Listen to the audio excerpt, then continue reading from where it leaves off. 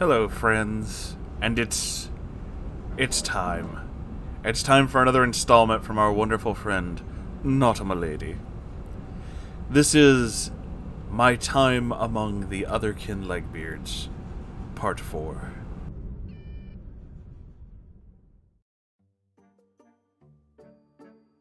Hello, Moonhorse. Hello.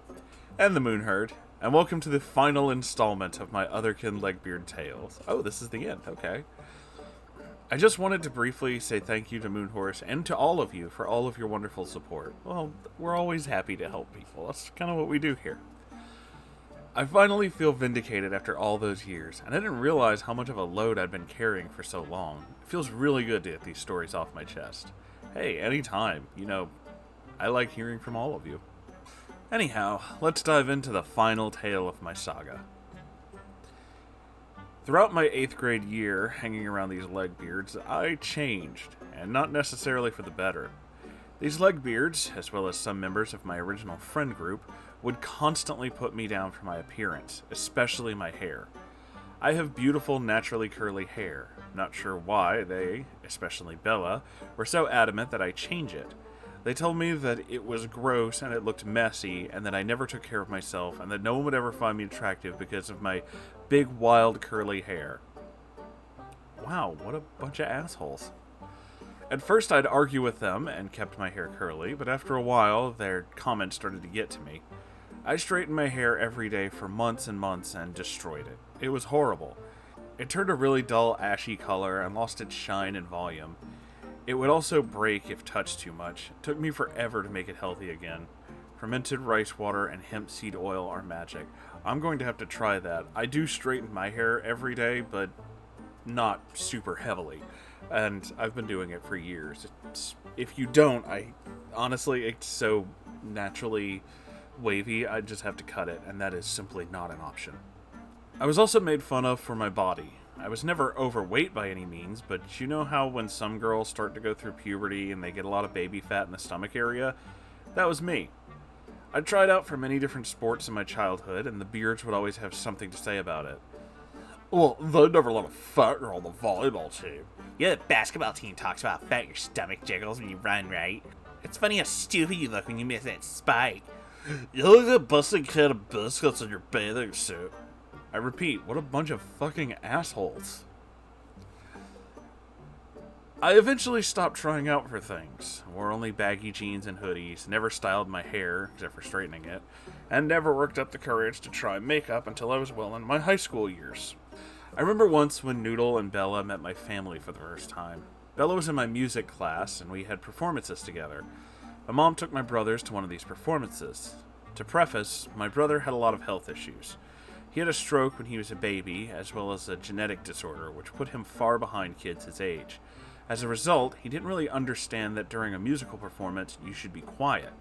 He was actually really good during this particular event. He did ask my mom one or two questions in a rather loud voice, but he sat and watched for the vast majority of it. After the event, Noodle came up and found Bella. They were complaining about the loud kid in the audience. Hey man, that's my brother. He's just a little kid. He doesn't understand how loud he talks sometimes. I explained a little about his disorder to them. Bella seemed to understand, but Noodle scoffed and rolled her eyes. Of course that was your brother. You came from a family of... Oh, she just had to say that word, didn't she? What a fucking asshole. And I hope... And she wishes death upon a child. Wow, what an absolute bitch. I don't even feel bad saying that. What a bitch. I saw red and shoved Noodle into the wall. I grabbed a handful of her greasy, matted hair and raised my fist like I was going to hit her. Rip and tear until it is done. She didn't flinch or get angry or scared, but smiled and laughed a little. Her breath smelled horrible, like cat food that's been left in a hot car. That smirk made me so angry and yet confused. It was almost as if this was what she wanted, that she had been torturing me to get this kind of reaction out of me. I couldn't understand it. Did she just want me to hit her? Or was this a challenge, like she knew she could push me, and I wouldn't actually do anything about it? Bella just stood there staring at us with no hint of emotion. I felt stupid and cowardly. I felt stupid that I had let these Legbeards manipulate me so badly, and cowardly because I knew that I wasn't going to be able to stand up for myself or my family. I was alone, and I felt it. I was nothing but a plaything for these weirdos, and that was all I would ever be until I removed myself from this situation. I let go of Noodle's hair. I'm ashamed to say it, but I cried. I was so angry, and I couldn't take it anymore. Both of you just stay away from me. I don't want to talk to or see either of you ever again. Just go away. Bella tried to apologize for Noodle, though. Wait, Noodle didn't mean it. It's her split vampire and werewolf personalities. She just says stuff she doesn't mean sometimes. You know, there's a large part of me that says you could have ripped both of those personalities right out of her. Just stop. You know that isn't true. Enough of this vampire shit. You guys need to grow up. You're not different. You're not special. You're just regular people like the rest of us. You have no excuse for how you've treated me. Bella looked shocked, and Noodle stood there, smirking and silent. I know that was really mean of me to say, and I feel bad for saying it now. I was so angry in that moment that I just didn't care anymore. I don't think it's mean at all. I think once she actually did that horrible thing and said those horrible things about your family and your brother, that you were totally justified in calling out their wannabe Tumblr specialness. Fuck them. I didn't sit with that group at lunch after that. I found a corner where I sat alone. Most of the group had turned into Otherkin Legbeards. They didn't wash, their only topic of conversation was sex, and they all believed they were vampires or werewolves or fairies or mermaids or whatever. They were also so nasty to each other. The only way they could make themselves feel good was to tear each other down. Ah, yes, the old furry clique mentality. It was a toxic environment, and nobody was happy. I decided I'd rather be alone than be with people who made me feel rotten about myself and others. One person eventually left that group and joined me in my corner. I refer to her as Unicorn, not because she believed she was a unicorn, but because she was one, in a sense that she was the only person who remained kind and compassionate despite being in that group for so long. She was different. We helped each other rebuild our confidence and our senses of self-worth after escaping that group. I honestly don't know if I would have made it through high school without her support and friendship. It's been a little over a decade since all this happened. I sometimes stalk members of the group on social media to see how they're doing. I'm happy to say that Bella has turned over a new leaf. Seemed to have gotten her life together and is married. That's good. Noodle doesn't seem to have changed all that much. She seems to have improved her hygiene, but she's still angry and nasty to people and doesn't have a lot of friends. I wonder sometimes what was going on in her life to make her this way. I'll probably never know, but I hope she's able to find peace and be happy one day. Pup is the only one I know nothing about. She just sort of vanished after high school, and no one I'm in contact with knows where she is or what she's doing. Unicorn and I took different paths after high school, but we still talk from time to time. I miss her, but she seems like she's doing well for herself. As for me, I was able to work through my self-confidence issues and have a great life. I'm still going through the healing process, emotionally and physically, and I was diagnosed with genetic anxiety disorder, but I'm able to work with it. I graduated from college, where I met and married a handsome Central American immigrant and had started a business. Oh, that's awesome. Sadly, the brother I referred to in this story passed away earlier this year from health issues. Oh my god. I'm so sorry. It's hard to not think of him as I write this story. I remember how he treated me during this time of my life. He had no idea what was going on at school. All he knew was that I was sad and he wanted to make me feel better. I remember that particular evening being upset at what Noodle had said, and he could tell that I was angry, and he just held my hand the entire drive home, saying nothing. I knew my brother wouldn't want me to hate Noodle for what she said. I never told him, but if he knew, he'd probably have just made some snarky comment and laughed it off. He was easygoing like that, and he never let people's comments get to him. The point I hope you all take away from these stories is that things can get better. People will hate you and hurt you for seemingly no reason, but in all honesty, they're probably hurting too. It doesn't do any good to hate them back, because they can probably hate themselves enough already. It's not your responsibility to fix people. You can wish them well and be happy for them if they get better, but it's not your job to let them hurt you just because it's cathartic for them. The only things you're in charge of is how you treat yourself and others.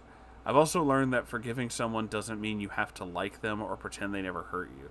It's about making peace with what happened and not letting it stop you from living your best life. Thank you again for reading my stories, and I hope you found them entertaining. I'm hoping to have some more tales for you soon.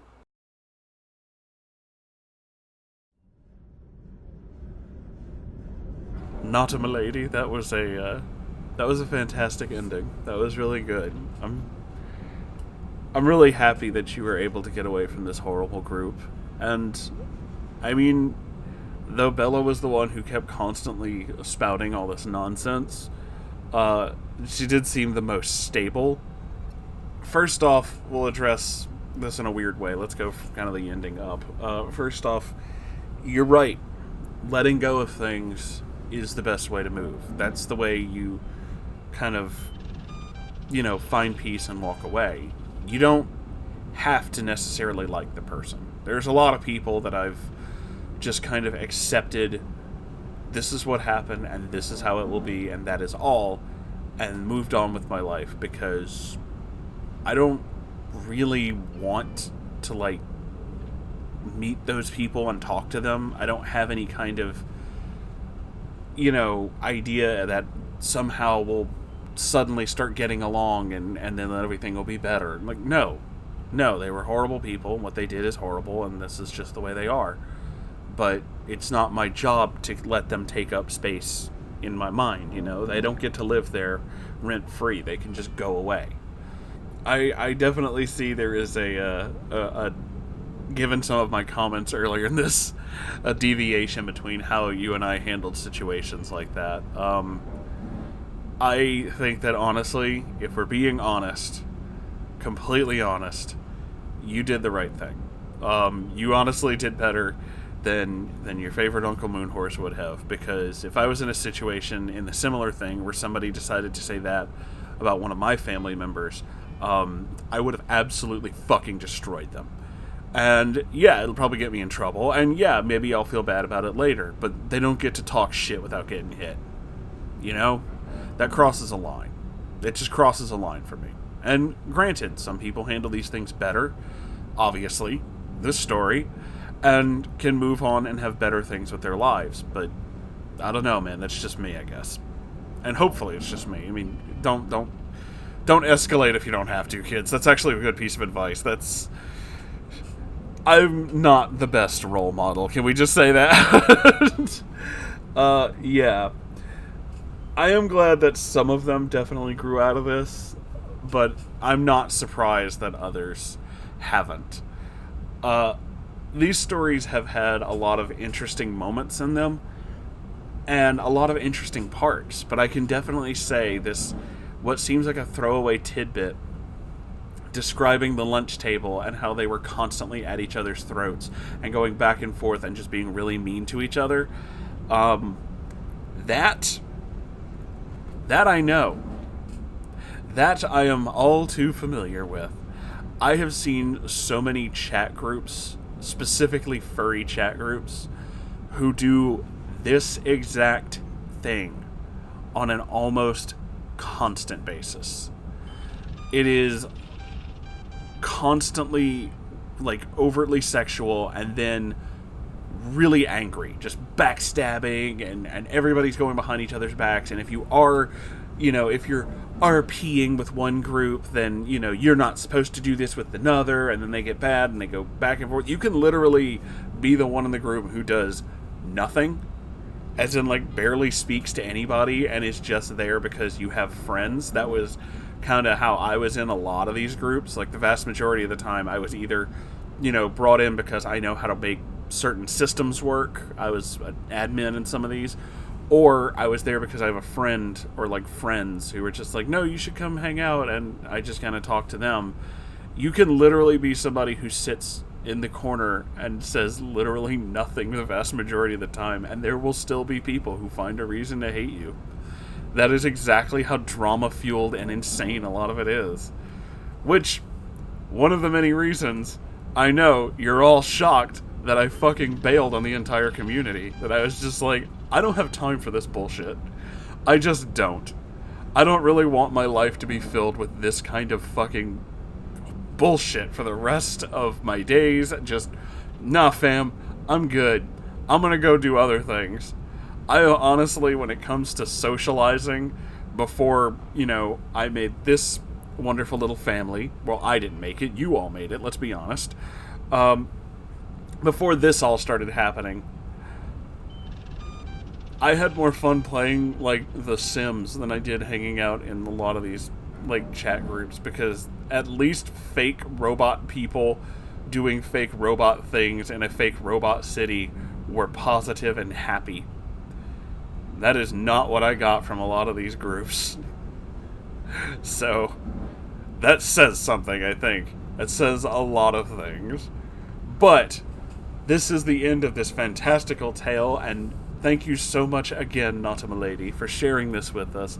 And if any of you would like to share stories, neckbeard stories, legbeard stories, fuck it, share your furry stories while you're at it.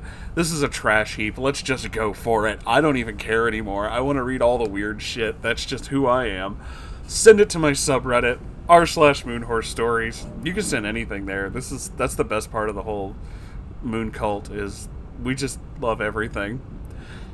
If you'd like to support this channel so I can keep doing whatever the hell it is I do on a daily basis, I have a Ko-Fi and I have a merch store. And when I say a merch store, I mean I sell, like, everything. Have you ever wanted a Moonhorse rug? Yeah, a rug. Yeah. Oh, I sell those. I don't know why, but I do. I have all of these things. Like, comment, subscribe. The links to all that stuff below this video. And there's a live stream every Saturday. It's like this, but somehow worse. You know, I don't know, man. I love you all so very much, and I'll see you in the next video. Goodbye, everybody.